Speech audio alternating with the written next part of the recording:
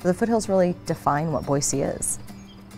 More than just the backdrop for Idaho's capital city, the Boise Foothills offer thousands of acres of open spaces for wildlife, plants, and people.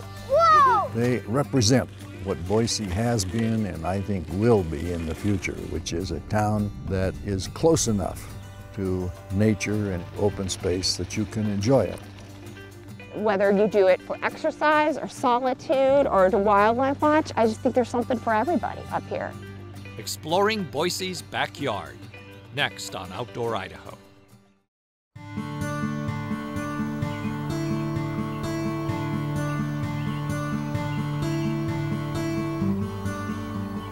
Funding for Outdoor Idaho is made possible by the Friends of Idaho Public Television, by the Laura Moore Cunningham Foundation, committed to fulfilling the Moores' legacy of helping to build the great state of Idaho, and by the Corporation for Public Broadcasting. Nature softens every natural rise, gemstones set in cerulean skies. The poets of the Old West often found inspiration in the interplay of light along the foothills. But over time, many communities lost that natural backdrop to housing developments. Hi, I'm Bruce Reichert, and welcome to Outdoor Idaho. But some places like Boise managed to hold on to their foothills, turning the area into special spaces for folks to really understand and enjoy nature, just outside their back doors.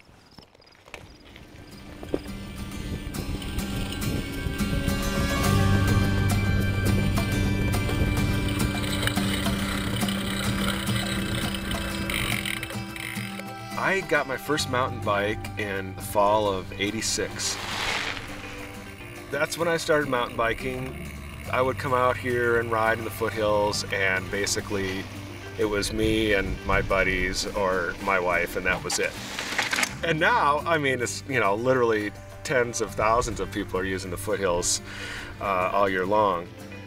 It's a big part of why I live in Boise, to be able to jump off into the trail system. From my house, within 5 to 10 minutes, I'm on the trails and out of the city and into wonderful open space.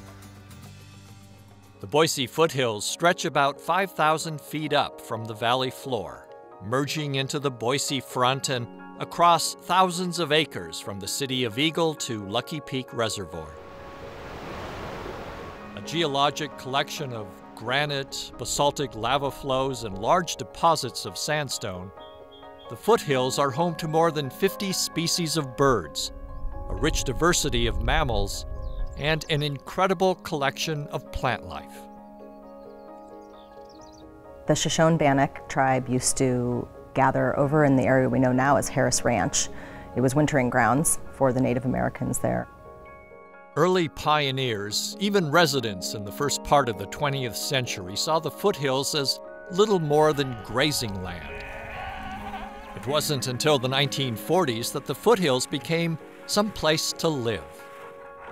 A lot of people wanted to move outside of the central city following the end of the Second World War. And technology had changed rather significantly, such that bulldozers were available to actually move the mountains out of the way so that people could settle in these areas. Housing developments began to spring up in the 1950s.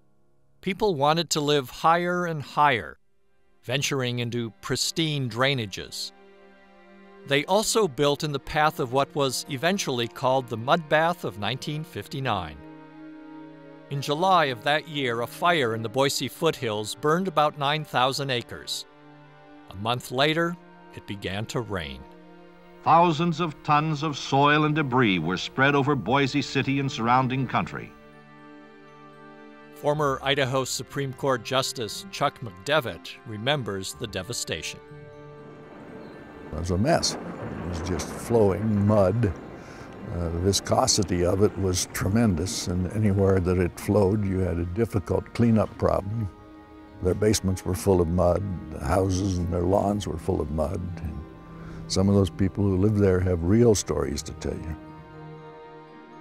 People began demanding new regulations for foothills development.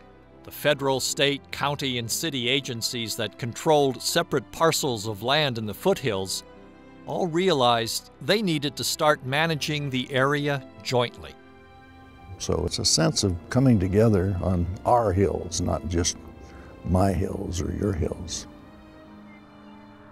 By the 1970s, civic groups began calling for more restrictions on construction in the foothills. But the idea of preservation was years away. In 1989, developers proposed building more than 300 new homes in the Halls Gulch area. I remember when they wanted to put this in, and I was a little concerned about that. A small notice of a public hearing caught the eyes of two friends who walked in the tree groves there each morning. I don't think either of us had ever been to City Hall before, so I had to go down. I didn't know where P&Z was. We picked up the packet, and we basically went to the North End Neighborhood Association thinking, and they felt, because of an agreement from 1977, that their hands were tied. So Judy and I said, well, somebody's got to do something. What Ann Houserath and Judy Oderkirk did was light the fire of a revolution. In the beginning, I think they didn't take us seriously. I think that whole first year, it wasn't until we started packing P&Z that they began to see, oh, there's a big movement behind. And once the movement got going, then they took us more seriously, and other things began to happen. Hundreds of Boiseans rallied to protect the area. The East End Neighborhood Association gave up almost 7 acres of park, Warm Springs Park, in order to get 99 acres here in Halls Gulch. We had Mayor Dirk Kempthorne, we had Congressman Stallings. He got us hundreds of thousands of dollars of land and water conservation funds. We had school groups, Bible studies. A check in the amount of $35,000. The women eventually raised $1.2 million and secured federal, state, and city support. This grassroots organization and others finally acquired 289 acres of the Halls Gulch area and gave it to the city. The envelope, please. They bought the last piece of land from the developer in 1993. We made it. To me, it is a testament of what ordinary people can do if they come together and really want something, and also are very lucky. In 2002, we put up a rock monument in Halls Gulch next to the ponds to honor the people who spent so much time, energy, and money. It took hundreds of hands, minds, and bodies, and along with all the work, time, and energy came money. And in the end, we all saved Halls Gulch. About the same time as the Halls Gulch campaign, other stakeholders found different ways to try to preserve the foothills. Up to that point in time, the preservation of foothills land had always been on an isolated basis. We felt that we had to take an overview of the entire foothills. In 1992, several public agencies signed a memorandum of understanding to establish the Boise Foothills Trail System. Well, it was unique at that point in time in agency agreements between all of those agencies, federal, state, and local. Though they had public land agencies on board, Foothills supporters knew they needed to do more. They needed money to buy Foothills land and set it aside.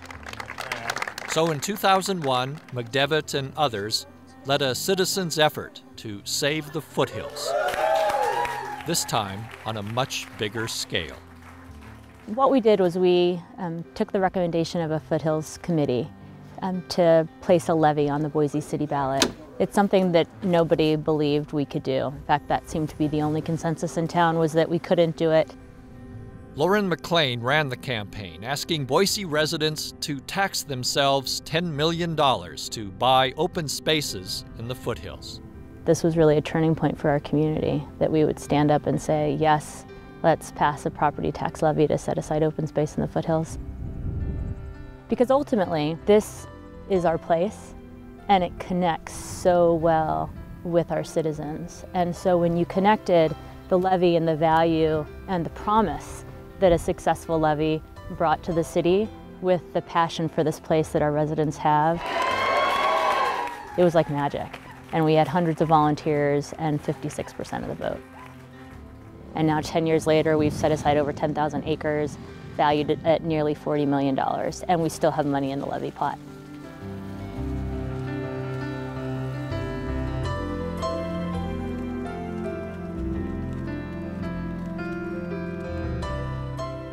It sounds really old-fashioned, but it's nice to be able to get away from the sound of all of those electronic things that are constantly buzzing us and hear birds, see foxes, see coyotes, which you can do in 5 minutes from the Capitol. I mean, it's pretty amazing that we still have that there. Here in the foothills, you can enjoy horseback riding, mountain biking, walking, taking your dogs on leash in some areas and off leash in other areas. Your children can enjoy it. The trail system is diverse, it's difficult, and it's less difficult, and it's easy in some. So you have use for everyone. I think it's one of the few assets the city has that I see a bird. Everyone can either see, touch, or use.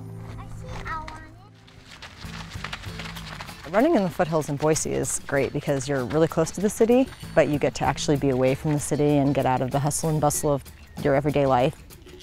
Jennifer Stevens and her friends are among those who use the foothills daily. They get up early every morning and start running. A lot of us have children and just all really athletic and really active, and we all also have these crazy schedules, and so we learned that we can only run at 5:30 in the morning. So typically we run really early and have formed a really great friendship around the running, 10 years of it. About 65% of those who use the Boise Foothills trail system are runners and walkers. And there's something about being grounded and having my feet touch the ground for an hour and moving my body. It's always changing. The trails are windy. You see different things every time you go out, and it's just beautiful to get out here. Running in the foothills doesn't actually feel like running. It's beautiful, it smells good, it's relaxing, it's easy on my body. I love it. But not every run in the foothills is so relaxing.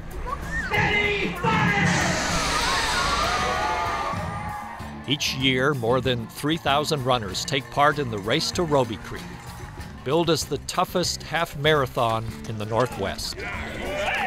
The route follows an old stagecoach trail up an 8-mile climb to the 4,700-foot summit, and down a steep 5-mile descent.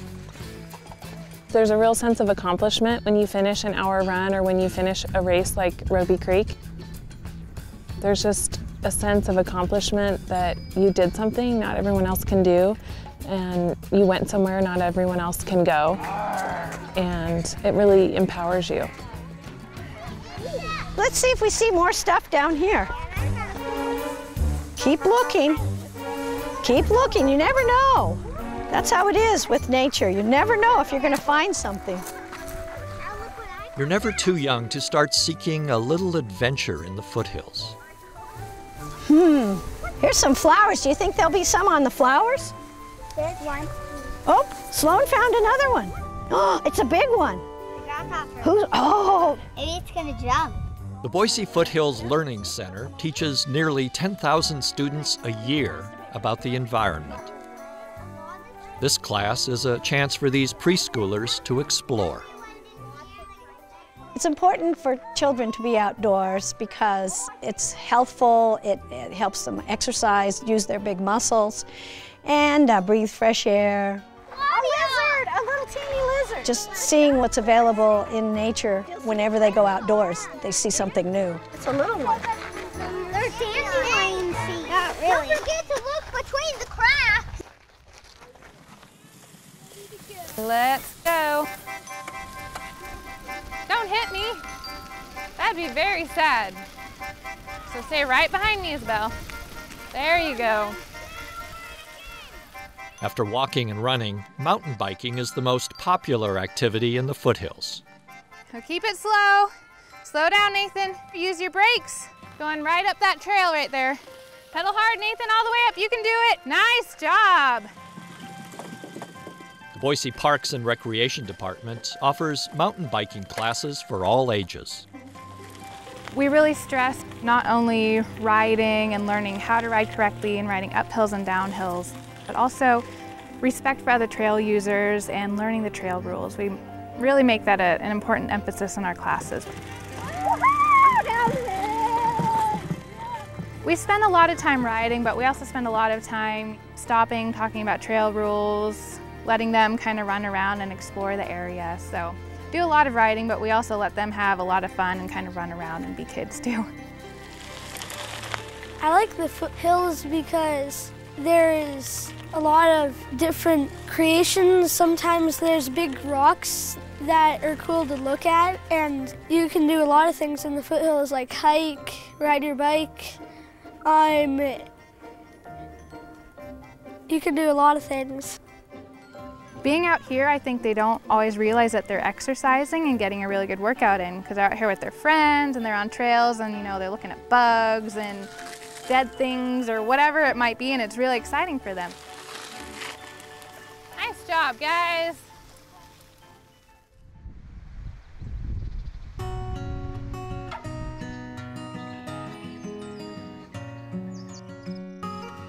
You belong among the wildflowers. That sentiment from an old Tom Petty song perfectly describes how botanist Ann DeBolt and wildflower book author Karen Weinberg feel about the Boise Foothills. Oh, look at all these over here. For them, a walk among the wildflowers is a journey that takes them all season long. So here's milk vetch. Milk vetch. Yeah, those are beautiful. Yes, Hirsch's milk vetch. That's just the very end of it. While you might find a few plants blooming as early as February, the wildflower season really starts in spring. Let's go look at the wily Aussie's onion. There's quite a bit of the onion around here. Yeah. Right over here. What can you tell me about the Aussie's onion? Well, that it's quite rare. It occurs only in 4 counties in the whole world, all in Idaho. Down here we have Lomatium tritornatum, or 9-leaf biscuit root, and it's in the carrot family. So all the carrot family members have this umbel type flower, which is quite distinctive. And there's at least 15 or so species of biscuit root here in southwest Idaho, which is really kind of neat. Yes. And some of them were used by Native Americans. They would dig them up and eat the root, and that's why it gets the name biscuit root, of course.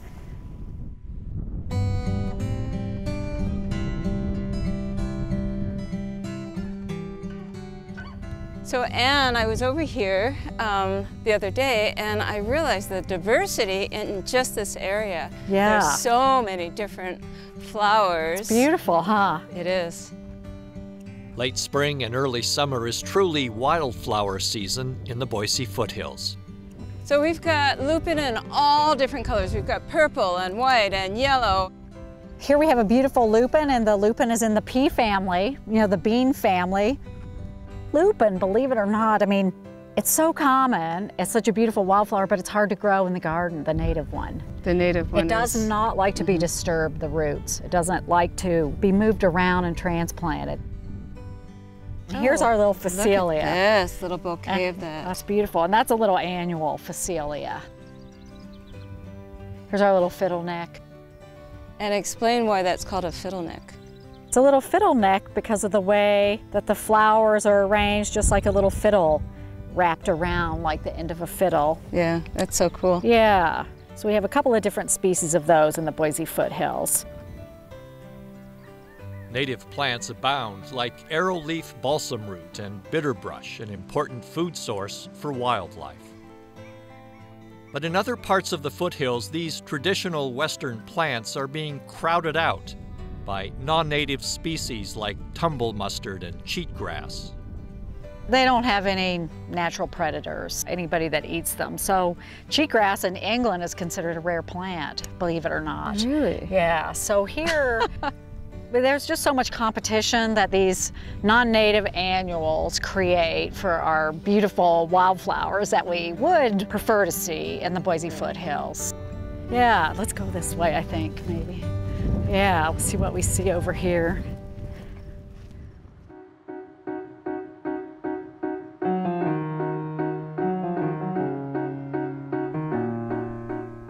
Toward the end of the summer, sunflowers grow tall in the foothills, and the rubber rabbit brush bursts with tiny yellow flowers.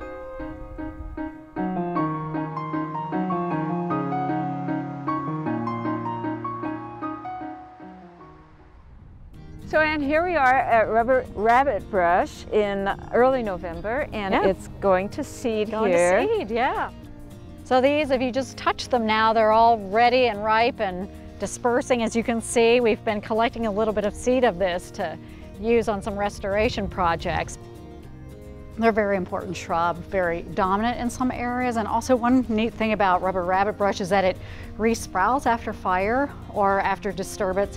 So therefore, it just comes right back, unlike sagebrush and bitterbrush, which need to be seeded back into the habitat. Yeah, it's awfully nice that we can still be out hiking in the foothills in early November. Before it gets all muddy, you mean? Yeah, it's been a good fall for hiking. Yeah, and a great year for wildflowers in the foothills. Yeah, fantastic, yep. It's been a good, all the rain, we can only hope that we have that again next year, huh? Right. Whether it's for finding wildflowers or for biking over the perfect jump, more than 300,000 people enjoy the Boise Foothills each year. That kind of heavy use can not only damage the land, it can also adversely impact wildlife. This past year, in a week alone, we picked up 11 starved mule deer. There are not a lot of low elevation areas where mule deer and elk can go and eat during the winter. Before the levy was passed, there were a list of priorities for which we were supposed to be spending that money, and one of them is wildlife. These volunteers from Leadership Boise are putting up fences to keep people out. I've got more posts, guys, so we can keep going. With Foothills levy funds, the city of Boise bought 700 acres northwest of Lucky Peak Reservoir. This area, known as Hammer Flat, was once designated for hundreds of homes. Now it will be a safe haven for elk, deer, and dozens of other species. Less than a year after the city purchased Hammer Flat, officials sold it to the Idaho Department of Fish and Game. Fish and Game officers have the expertise to properly manage the area, and the city replenished its levees fund. Now officials have the money for future additions to the Foothills system, and wildlife has a home. I think as far as having a piece of property within the city that's protected exclusively for wildlife is a very vital thing to not only the wildlife survival, but also the community. For people to come out and see several thousands of big game out here, I think is going to be really important for the community. Okay, let's go. Not every moment in the foothills is about pushing your limits or saving open spaces. Sometimes you just want a nice stroll to catch the first glimpse of a full moon. So this is all willow? Once a month in the summer, Martha McClay leads a group to watch the sun set and the moon rise. And the yellow? We normally hike a loop, but this time, to avoid some of the muddy areas, we're going to do an out and back so we can stay on the sandy trails, and that way we won't be damaging the trail system. Okay, so we're going up to the Ridgecrest Trail. For most people that come on these hikes, so there you go. This is the first time they've ever been up here. They didn't know that there was a place so close where they could go for a walk like this. This is a new part of the trail that we're going to be on here. And this is closed because it was getting eroded. So try to go around the muddy spots here. You stay left right here. You're good. It's dried out where it's sandy. So check out the view. This is a very scenic trail. We have a lot of places where there's a nice view. How's everyone doing? It's a climb.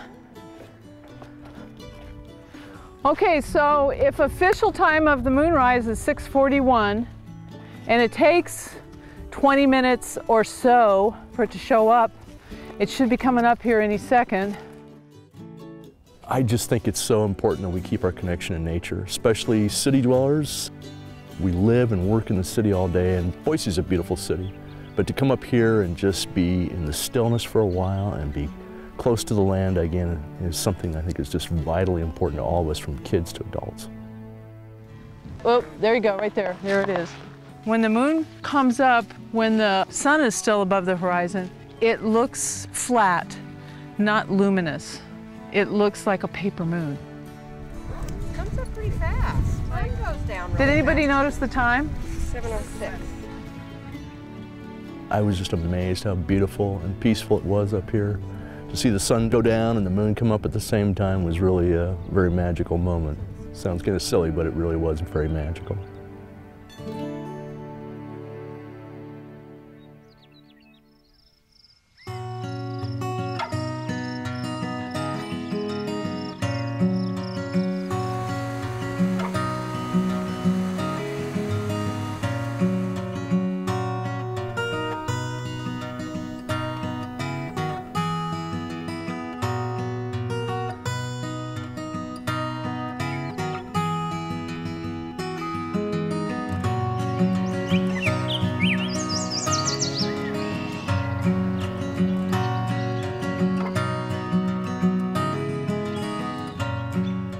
Funding for Outdoor Idaho is made possible by the Friends of Idaho Public Television, by the Laura Moore Cunningham Foundation, committed to fulfilling the Moores' legacy of helping to build the great state of Idaho, and by the Corporation for Public Broadcasting. All Outdoor Idaho programs are available for purchase, including hour-long specials. To find more information about these shows, visit us at IdahoPTV.org.